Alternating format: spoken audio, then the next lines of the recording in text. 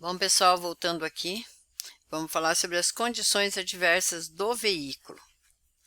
A prevenção imediata é aquela em que o condutor tem condições de realizar imediata e rotineiramente tais como. Então, tudo isso é o que o condutor deve verificar no veículo para que ele possa ter, no caso, né, se for viajar, uma viagem tranquila, sem nenhum tipo de problema. Checagem dos pneus, verificando a correta calibragem. A mais ou a menos, né, que tanto uma como a outra é prejudicial. Né? Prejudica o quê? Prejudica a aderência e aumenta o desgaste do pneu. E se o pneu está em perfeito estado? Luzes do veículo, verificando se todas as lâmpadas estão funcionando. Verificar o nível da água do sistema de arrefecimento, radiador, completando-o se necessário. Testar a buzina. Verificar o nível de combustível, certificando-se de que seja suficiente para chegar ao destino. Então, vocês sabem que ficar sem combustível na estrada, além de ser uma infração, é um transtorno, né? Até encontrar um posto de combustível é complicado. Verificar o nível da água do limpador de para-brisa, completando se necessário. E aqui nós vemos, deixa eu baixar eu aqui para ficar mais bonitinho. Ainda, né, a prevenção imediata. A imediata foi a que nós falamos anteriormente. A imediata é aquela em que o condutor tem condições de fazer ou não, mas que não precisa ser todo dia, tais como calibragem do pneu, né, o step no caso, nível do óleo do motor, nível da água da bateria, regulagem dos faróis, alinhamento e balanceamento das rodas, verificação de amortecedores e freios, rodízio dos pneus a cada 10.000 quilômetros no máximo. Gente, eu nunca fiz isso, incrível, né? Eu não sei fazer isso, eu nunca nem lembrei desse detalhe. Mas é bom fazer, né? Incrível que a gente tá vendo isso aqui como uma irresponsabilidade caso a gente não faça, né? Então, o rodízio dos pneus é muito importante. Vamos fazer, né? Deixa eu passar para frente aqui. Condições adversas de carga. No transporte de cargas em geral, ou em qualquer situação que obrigue o condutor a dirigir, transportando objetos, viagens ou mudanças, por exemplo, a carga transportada poderá transformar-se em uma condição adversa, comprometendo a segurança, né? Os motivos mais comuns são, vamos ver aqui, carga mal distribuída, mal embalada ou acondicionada inadequadamente, falha na imobilização e amarração dos volumes dentro do compartimento de cargas, desconhecimento do tipo de carga e das suas características, mau estado da carroceria ou do compartimento de carga. Essas são as condições adversas, tudo aquilo que atrapalha o condutor, né? No caso da carga. E nós já vimos outras condições adversas, agora nós estamos vendo aí a questão da carga. Vamos ver mais alguma orientação aqui. Sempre que transportar carga, o condutor deve observar os seguintes pontos. O volume e o peso devem ser compatíveis com a capacidade do veículo. Não transportar passageiros nos compartimentos de carga ou vice-versa. Certificar-se de que a carga está imobilizada e bem condicionada. Também, né? Agora vem uma das principais, né? Que é a condições adversas do motorista.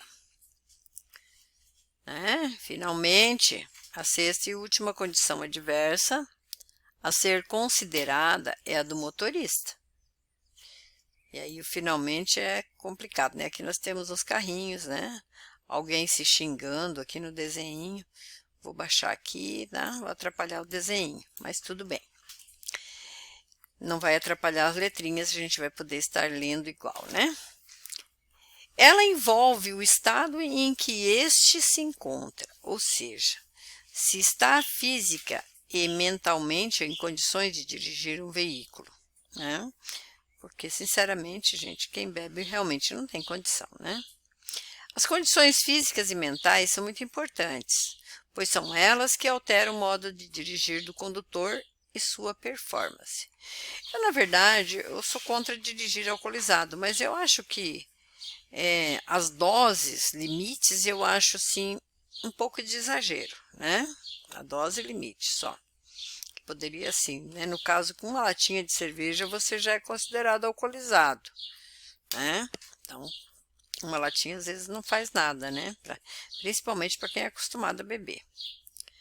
Condições físicas: fadiga, cansaço, sono, estresse, visão deficiente, audição deficiente, perturbação física, estado alcoólico. Condições mentais: tem estado de tensão emocional, preocupações, aborrecimentos, agressividade, medo, pressa, impaciência e distração. Tudo isso no condutor alcoolizado.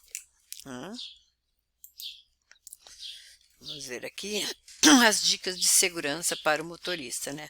As condições adversas do motorista, né? Então, assim, somente dirija o veículo quando estiver descansado. Dirija sempre defensivamente. Não coma, beba ou fume durante o trajeto. Ajuste o volume do som para que seja possível ouvir as indicações acústicas do trânsito. Para você ouvir, né, tudo o que acontece no trânsito. Às vezes vem uma ambulância atrás pedindo passagem e você não ouve, né? Certo? Deixa eu colocar aí mais para cima para poder ler até embaixo. Olha como fica mais legal lá. Ó. Em viagens prolongadas, use roupas confortáveis. Ao menos a cada 2 horas de viagem, tire de 5 a 10 minutos de descanso. Isso é uma orientação, né? Você deve descansar de vez em quando, não ficar dirigindo direto, porque é perigoso. A pessoa é vencida pelo cansaço, né? Planeje tempo suficiente para efetuar o trajeto com folga, considerando possíveis imprevistos. Evite dirigir se sentir que está irritado, preocupado ou ansioso. A Lei Federal número 13.103 de 2015, artigo 67C do Código de Trânsito Brasileiro, diz o seguinte: é vedado ao motorista profissional dirigir por mais de 5 horas e meia ininterruptas veículos de transportes rodoviários coletivos de passageiros ou de transportes rodoviários de carga. Então, não é aconselhável que o motorista dirija esses veículos mais de 5 horas, né? É uma orientação. Isso foi em 2013, nessa lei federal.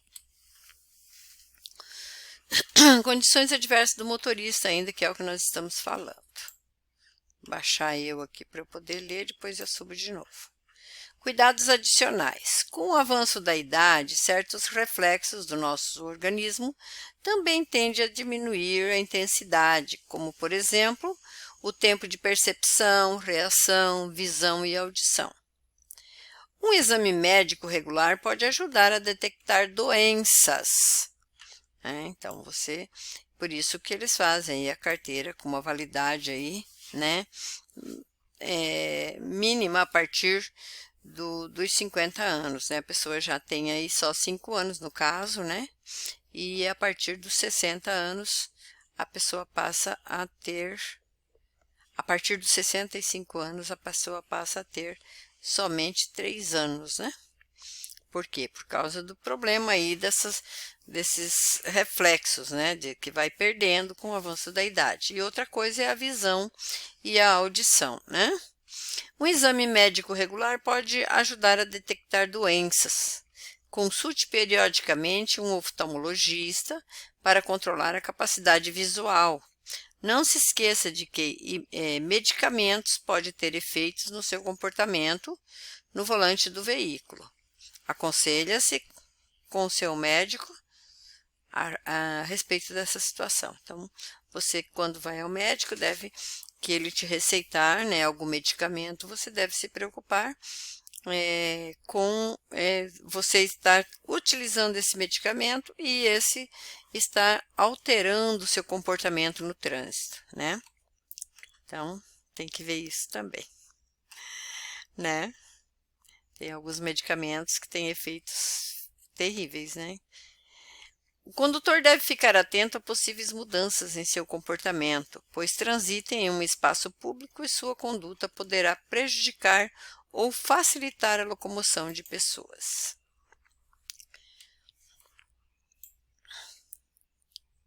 Tem uma plaquinha, já vou falar sobre ela. Bebidas alcoólicas. Agora sim, nós vamos falar das bebidas alcoólicas, né? A relação álcool-volante revela facetas cruéis. Em cerca de 75% dos acidentes com vítimas fatais nas ruas e rodovias de nosso país, existem motoristas alcoolizados envolvidos. Então, nós sabemos aí que é um número bem alto, né? O risco é muito grande. E normalmente o motorista alcoolizado, ele realmente não tem noção, né? Ele perde totalmente os reflexos. O Brasil está no topo da lista de países com maior número de acidentes de trânsito no mundo. Isso é verdade, tá, gente? O Brasil é um país que não é o primeiro lugar, mas é quase, né? Ele já foi considerado campeão não só do futebol, mas dos acidentes de trânsito, né? E aí fica difícil, né, gente? Resultam daí milhares de pessoas feridas, inválidas, inclusive mortas, né? O álcool na corrente sanguínea provoca o afrouxamento da percepção e o retardamento dos reflexos. A dosagem excessiva conduz a perigosa diminuição da percepção e a total lentidão dos reflexos, diminuindo a consciência do perigo. É porque assim, o motorista alcoolizado, ele não tem medo de nada, né? Ele vai ter atitudes assim bem, né, como se tudo, né, fosse lindo, né? E ele dirigisse muito melhor alcoolizado. Aqui tem uma partezinha que não vai pegar, mas eu vou ler para vocês igual. Todo condutor em estado de embriaguez, mesmo que leve, compromete sua segurança e a dos demais usuários da via, e a dos passageiros que estão apostando nas suas condições, nas suas próprias vidas, né? Na condição desse motorista. Então, é complicado, né? Eu vou só abaixar aqui um pouquinho. Então, é isso. Eu baixei um pouquinho aqui e vi aqui o que estava escrito, né? Então, assim, vou ler de novo, porque eu li aqui e estava faltando um pedaço. Aí eu tentei adivinhar, mas não sei se foi certo. Todo condutor em estado de embriaguez, mesmo que leve, compromete sua segurança e a dos demais usuários da via e a dos passageiros, que estão apostando suas próprias vidas nas condições desse motorista. Acho que agora está certo. Dicas de segurança. Aqui sobre a bebida alcoólica, né, gente? Não beba antes de dirigir. Os efeitos do álcool são mais fortes se você estiver em jejum. Vamos ver aqui. Né? Não deixe que a pessoa que estiver ao volante ingira bebida alcoólica. Se você vai a uma festa e pretende consumir bebidas alcoólicas, procure outra alternativa de transporte. Pegue carona com quem não bebe, um ônibus ou táxi. É uma solução aí, né, gente? Ao sair da festa, não aceite carona de quem bebeu, mas se considera apto a dirigir. Nessa hora, os mais confiantes são os que correm maiores riscos. É porque é aquilo que eu falei, né? Eu bêbado dirijo melhor do que outras pessoas em bom estado, né? Que não bebeu. Se você ingeriu bebida alcoólica, o único remédio é o tempo. Para cada dose ingerida, você deve esperar 1 hora para que o álcool seja diluído pelo organismo. Então,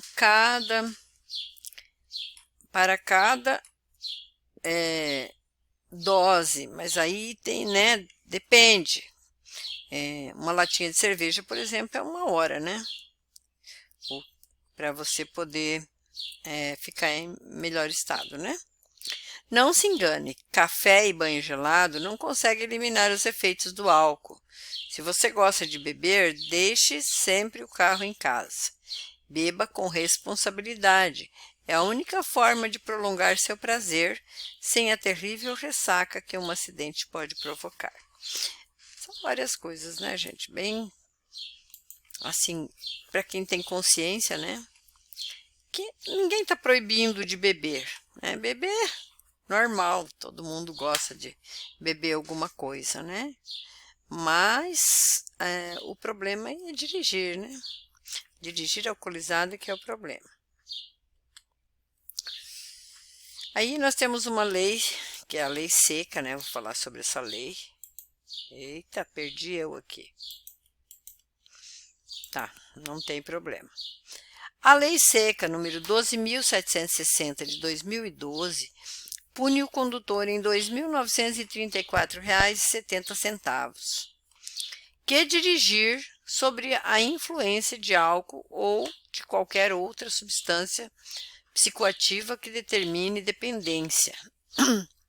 Esse valor é dobrado novamente caso o motorista tenha cometido a mesma infração nos 12 meses anteriores. O condutor que apresentar qualquer concentração de álcool por litro de sangue ou por litro de ar alveolar terá o documento de habilitação recolhido e o veículo retido, além de ficar proibido de dirigir por 1 ano. Qualificará crime de trânsito com pena de detenção de 6 meses a 3 anos. O condutor que apresentar concentração igual ou superior a 6 decigramas, né? 6 decigramas de álcool por litro de sangue, ou igual ou superior a 0,3 miligramas de álcool por litro de ar alveolar, ou sinais que indiquem na forma disciplinada pelo CONTRAN alterações da capacidade psicomotora. O que acontece é o seguinte, esse ar alveolar é feito aí através do bafômetro, né? Então, o que acontece? O indivíduo não é obrigado a fazer o bafômetro, mas por regra, né? A partir de 2012, o bafômetro é a única forma que você tem de provar que você não bebeu. Então, se alguém tem que provar alguma coisa, não é a autoridade de trânsito, e sim você. Então, a lei mudou muito nesse aspecto aí, depois de 2012, né? Então, se você não faz o bafômetro, você se nega, você pode ser considerado um condutor alcoolizado, mesmo não tendo ingerido bebida alcoólica. Por isso que é importante fazer aí o bafômetro, né? Vou ler esse restinho aqui, que diz o seguinte: a norma ainda estabelece como provas de embriaguez ao volante o teste de alcoolemia, o exame clínico, a perícia, o vídeo, a prova testemunhal ou outros meios de prova em direito admitido, né? Então, por isso que eu estou falando, você tem que provar que você não bebeu. E não o guarda terá que provar que você bebeu. Isso porque muita gente entrava na justiça antigamente, né? E aí tinha era liberado, porque o guarda tinha que provar que ele bebeu, e como ele não fez o bafômetro, não tinha como a autoridade provar, né? Hoje já não é mais. Hoje quem não faz o bafômetro está provando que está alcoolizado. Beleza, gente? O artigo 165 do Código de Trânsito Brasileiro diz o seguinte: dirigir sob a influência de álcool ou de qualquer outra substância psicoativa que determine dependência E eu ainda tenho mais aqui. O artigo 165-A do Código de Trânsito Brasileiro diz ainda o seguinte: recusar-se a ser submetido a teste de exame clínico, perícia e outro procedimento que permita certificar influência do álcool ou outra substância psicoativa implica em uma penalidade de multa 10 vezes. 10 vezes é a multiplicação, tá? Do valor da multa. 10 vezes daqui dá R$ 2.934,70. E suspensão do direito de dirigir por 12 meses. E ainda tem, além disso, a medida administrativa, que é o recolhimento do documento de habilitação e retenção do veículo até a apresentação de condutor habilitado, que também será submetido à fiscalização de acordo com a resolução número 432 de 2013 do CONTRAN. Então, o que significa isso? Significa que você tem o recolhimento do documento da habilitação e a retenção do veículo. Mas o que é a retenção do veículo? O veículo fica retido até que um outro condutor, em condições normais, porque ele vai ser fiscalizado também, ele vai ser submetido a exames para poder dirigir o seu carro, e aí ele estando em boas condições, ele vai levar o seu veículo para casa. Então, o veículo só fica retido até que se resolva o problema. É obrigatória a realização do exame de alcoolemia para vítimas fatais de acidente. Deixa eu tirar um pouquinho daqui. De acidentes de trânsito. Então, o exame de alcoolemia para vítimas de acidentes fatais, né? De acidentes de trânsito. Por quê? Porque eles precisam saber, né, o porquê que aconteceu aquele acidente. Então, não tem como não fazer esse exame, né? Beleza, gente? Deixa eu ver aqui. Outras substâncias tóxicas, vamos falar um pouquinho sobre isso. Aqui tem umas caixinhas de remédio que não vão aparecer.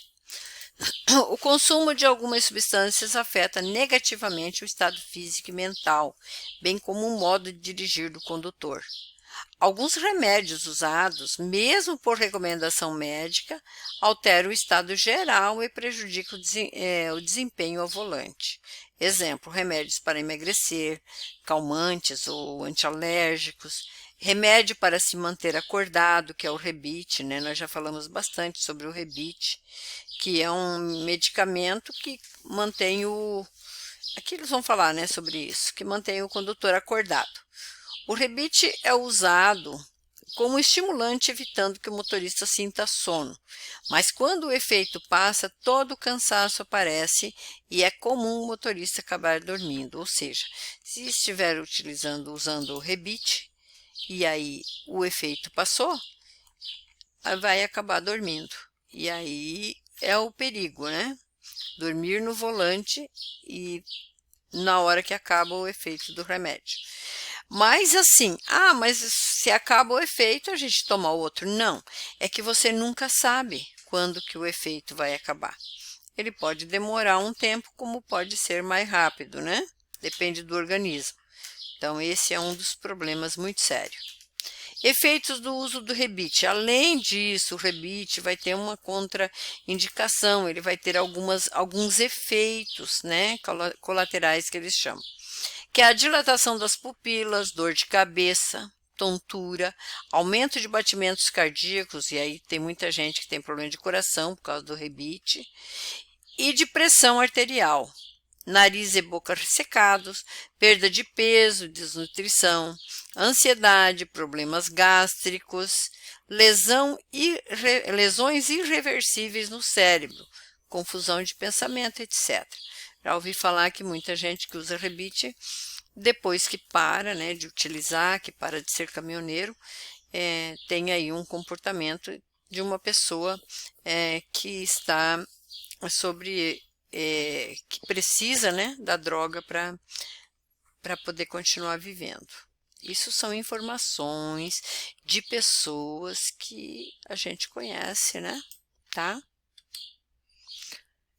Outras substâncias tóxicas. Todos os tipos de drogas são proibidos ao volante, inclusive o álcool, pois afetam o nosso raciocínio lógico e o desempenho normal de nossas funções físicas e mentais. Muitas drogas podem ser fatais, principalmente quando associadas a bebidas alcoólicas.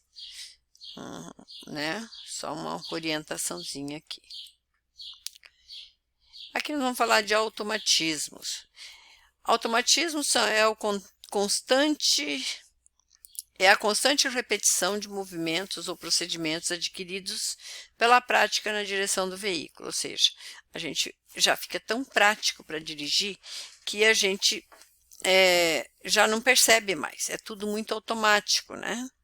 São gestos ou ações feitas pelo motorista sem que ele pense nelas. Você já não pensa mais, você já vai e faz, é natural em você.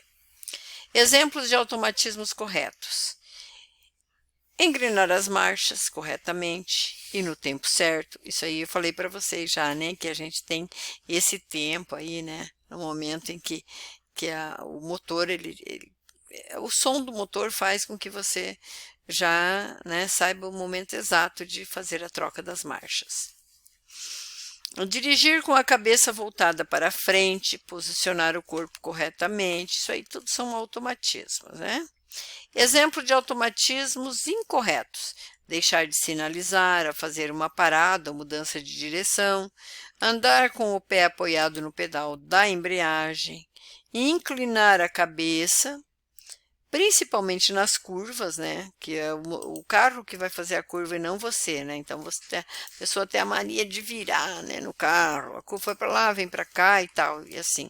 Isso não é legal, né, gente? Isso é automatismos incorretos. Posicionar o corpo incorretamente, provocando desequilíbrio e descontrole dos comandos.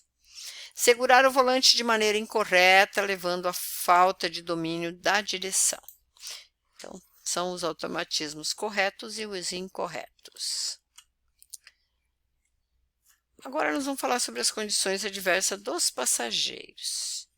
Aqui, vou ficar pertinho dos passageiros aqui para ficar fácil para a gente poder ler todo o conteúdo aqui, né? O comportamento do passageiro também poderá afetar diretamente na segurança, quando de alguma forma conseguir tirar sua atenção, tornando-se também uma condição adversa. Por exemplo, barulho, desordem ou brigas entre os ocupantes. Acontece muito com crianças, né? Nunca permita que o comportamento do passageiro tire sua atenção enquanto conduzir um veículo. Cada passageiro possui a sua particularidade, porém o condutor necessita de uma prudência especial para cada um deles, para que sua viagem não se torne um pesadelo.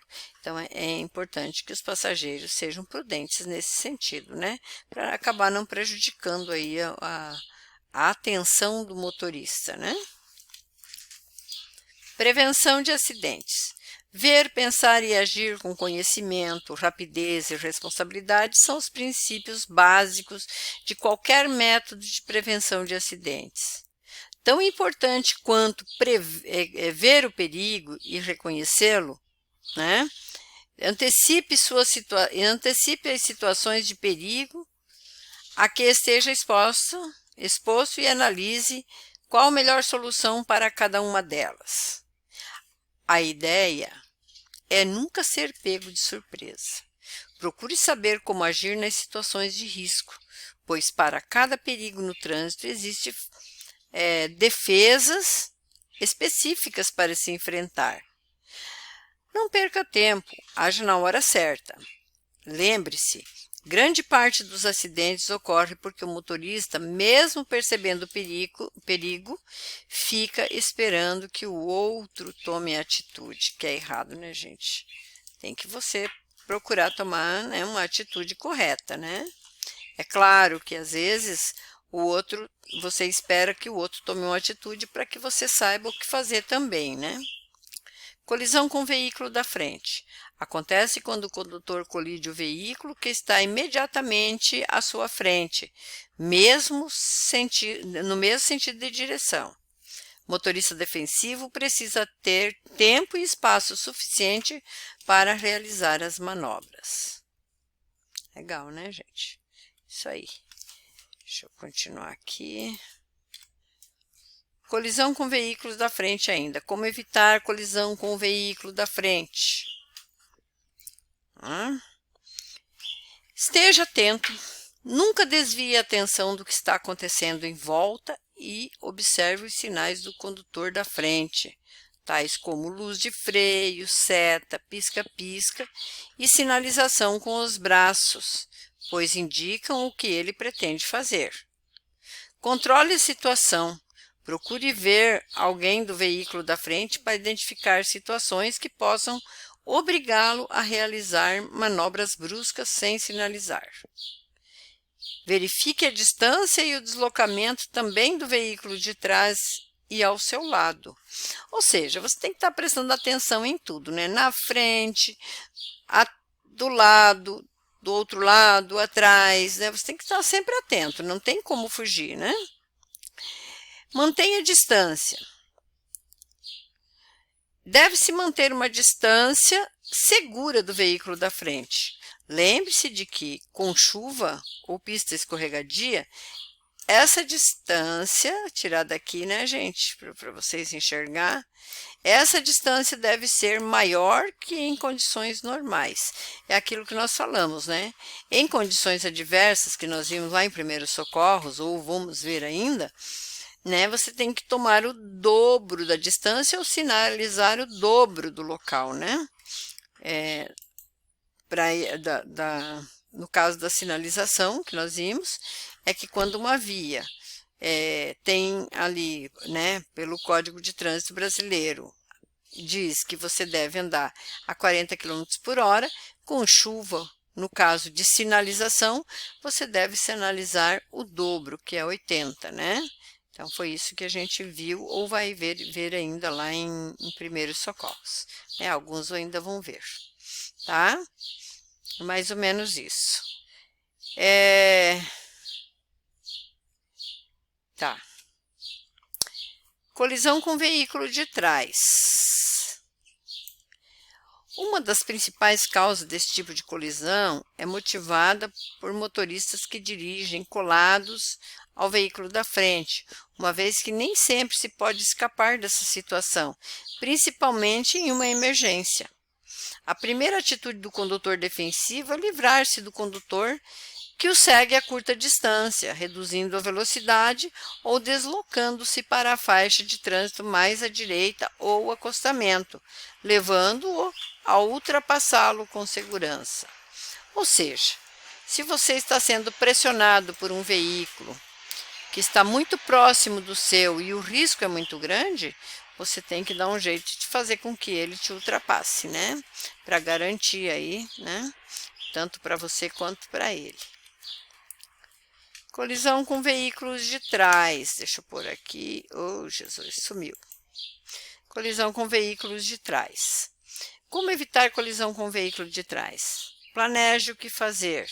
Não fique indeciso quanto ao percurso, entradas ou saídas que irá usar. Só um pouquinho, gente.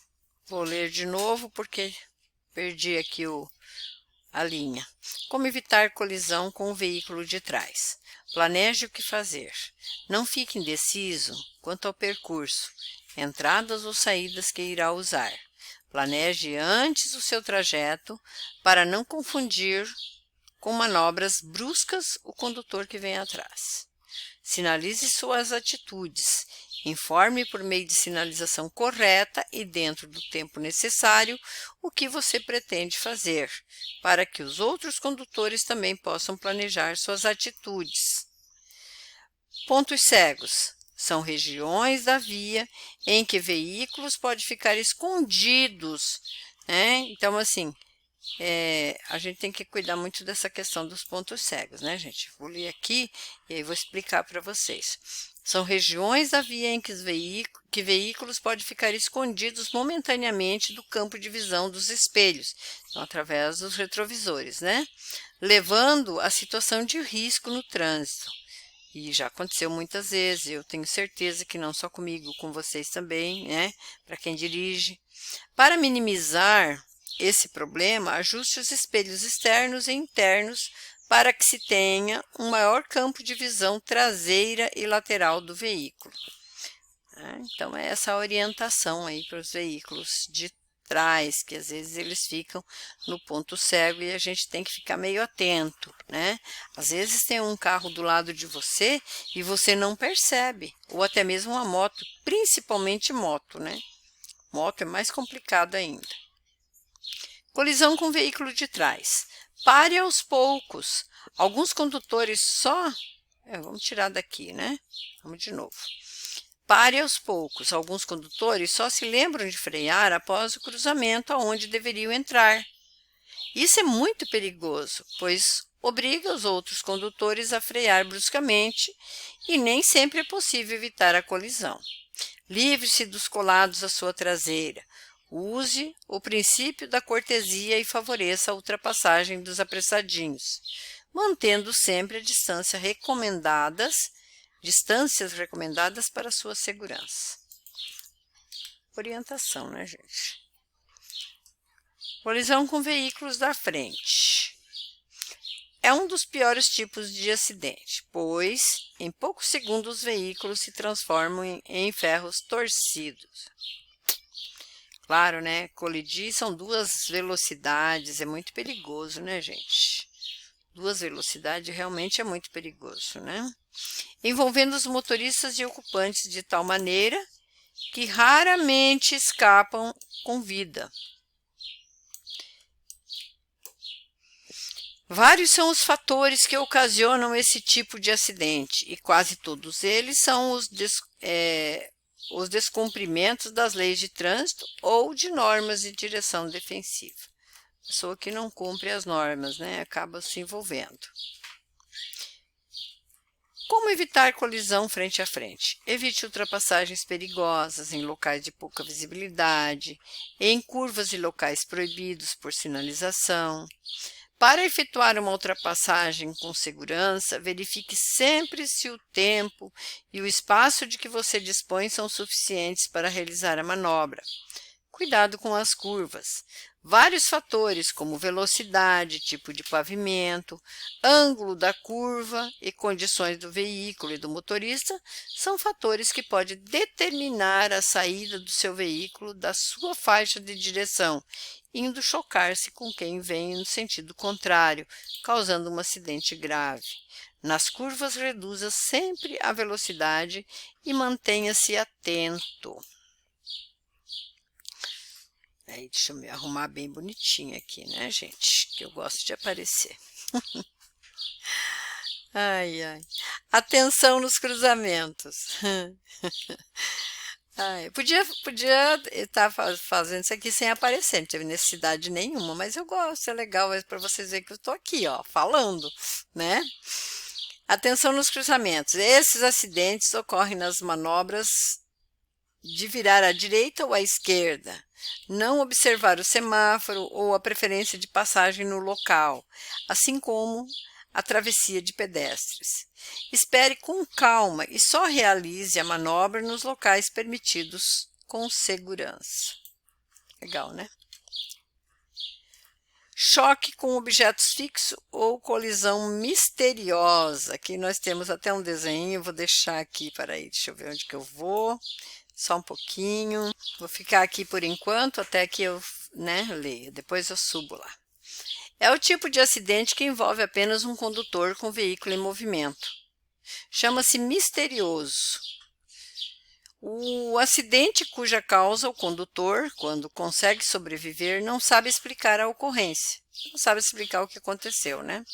É ocasionado geralmente por culpa do próprio condutor, por mau golpe de vista, quando cansado ou com sono, sob influência de álcool ou medicamentos, excesso de velocidade, desrespeito às leis e à sinalização de trânsito, né? Esses são os motivos pelo qual acontece esse tipo de acidente, né? Que nós chamamos de acidentes colisão misteriosa, né? Para evitar esses acidentes, o condutor defensivo deve tomar as seguintes precauções: fazer revisão periódica no veículo, não insistir em dirigir quando estiver cansado ou indisposto, redobrar a atenção e reduzir a velocidade sobre condições adversas. Esse é o que vocês deverão fazer, né, para evitar esse tipo de acidente, tá bom? Colisão nas ultrapassagens. As ultrapassagens são ocasionadas por ultrapassagens mal feitas, aliadas ao excesso de velocidade. É durante as ultrapassagens que acontece o maior número de acidentes nas estradas, principalmente por imprudência e falta de perícia durante a sua execução. Procure ser sempre preciso ao calcular a velocidade e a distância. Na dúvida, não ultrapasse. Então, você tem dúvida que você acha que aquele veículo, você não vai dar conta de ultrapassar, né? Que você já vai encontrar aquele veículo, você, né, evita, né? Como evitar colisões na ultrapassagem? Obedeça a sinalização da pista, sempre dê seta antes para indicar seus movimentos e só ultrapasse pela esquerda, nunca pelo acostamento. Aí pelo acostamento é bem arriscado, né? Eu tive um aluno, eu acabo lembrando dele sempre, que ele estava de carona, na verdade, e o motorista que estava com ele acabou que resolveu ultrapassar pelo acostamento. Diz que caíram dentro de um rio. Foi engraçado, né? Porque a pessoa não vê na frente, né? No acostamento. É difícil. Se necessário, buzine levemente para avisar o carro que está ultrapassando e mantenha uma distância segura dele. Volte logo à sua faixa. Não ultrapasse nunca em curvas e aclives, a não ser que tenha total visibilidade da pista contrária, nem quando a faixa amarela que divide a pista for contínua. Bom, tanto é que a multa é gravíssima e você paga uma fortuna, né, por essa multa aí, né? E além do que, você tem o direito de dirigir suspenso quando você faz uma ultrapassagem com a pista com a linha, a faixa contínua, né? Tá aí complicado. Na chuva, a atenção tem que ser redobrada, como eu falei antes, né? Se você tomava uma distância segura do veículo da frente na pista seca, com chuva você tem que tomar o dobro dessa distância, né? Deixa eu ver aqui.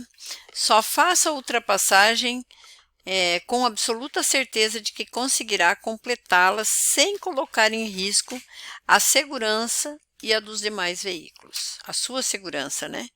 E ao ser ultrapassado, não tente apostar corrida e facilite a manobra. Deixa eu tirar daqui, diminuindo sua velocidade até que outro carro passe e atinja uma distância segura. Tá?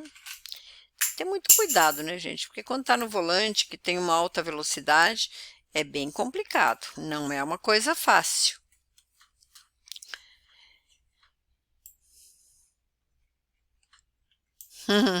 Eu ando para lá e para cá, né? Deve-se ter bastante atenção ao ultrapassar ou ao ser ultrapassado por um caminhão ou ônibus. Veículos pesados provocam um grande deslocamento de ar, que faz com que seu carro balance. Segure o volante com firmeza e mantenha a trajetória mais reta possível. Isso aí. Aqui eu posso ficar aqui, né, nesse cantinho aqui, e aí eu consigo explicar para vocês. Colisão em cruzamentos e abaloramento. Geralmente é em cruzamentos, entradas e saídas de veículos que acontece a maioria dos acidentes. Para evitar esse tipo de colisão, é necessário obedecer à sinalização, respeitar a preferência de quem transita por vias preferenciais ou que já esteja transitando em rotatórias. dar preferência para pedestres e veículos não motorizados, cuidar com os procedimentos de convergência, tanto à esquerda quanto à direita. E em cruzamentos, mesmo que seja sua preferência, reduza a velocidade e olhe para todos os lados antes de cruzá-lo. Gente, não é à toa que a gente trabalha isso aqui, tá? É realmente uma preocupação, porque normalmente as pessoas, eu estou na preferencial, então eu posso andar e não prestar atenção. Não, no cruzamento você deve também, né, diminuir a velocidade, prestar atenção, porque é um risco, é muito arriscado, né?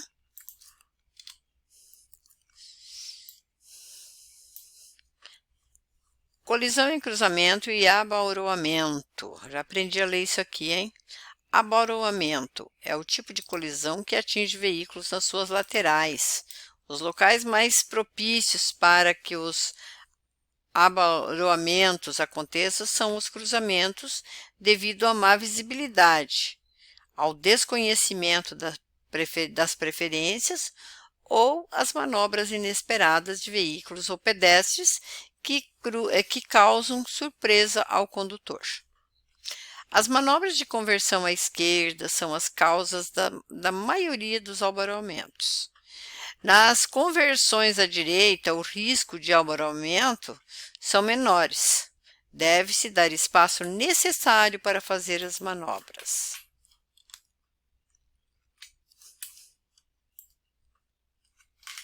Vou atrapalhar aqui, né, que tem um desenho bem legal aqui. Colisão com pedestre ou atropelamento, né, que nós chamamos.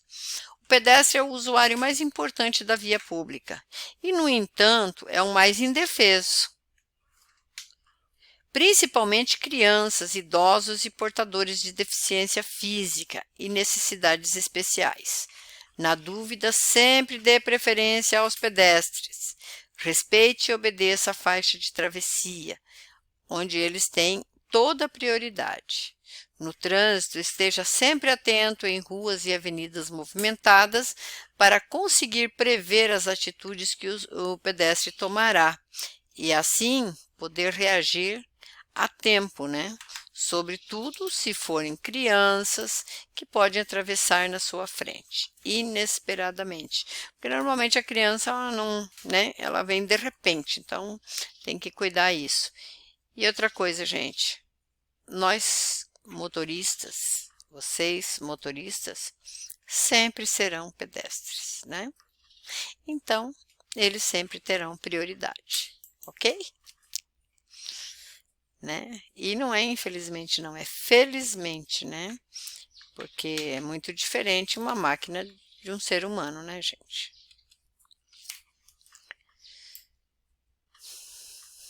Como evitar atropelamentos? Respeite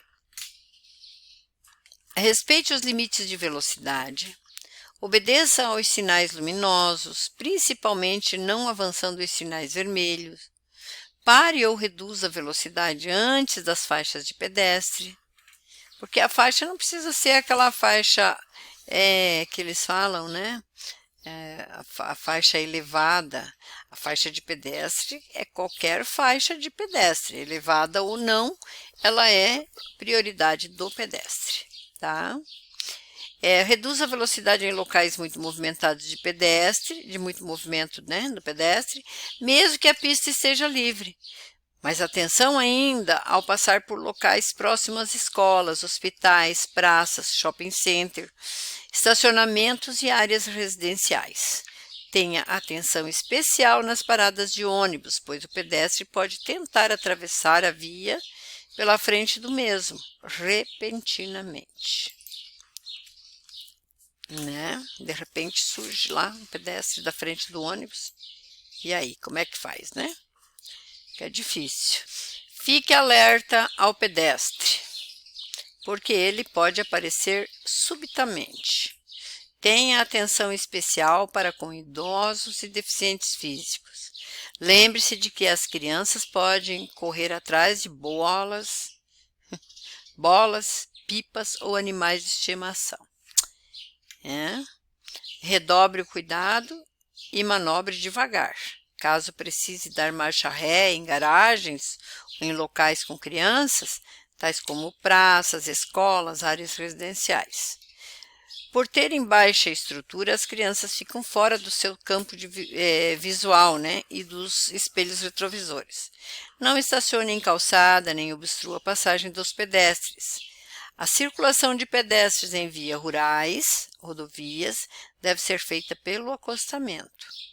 Caso não exista acostamento, o pedestre circula pela borda da pista, em sentido contrário ao fluxo de veículo, para que ele enxergue o movimento de frente, né? Beleza, gente? Continuando aqui.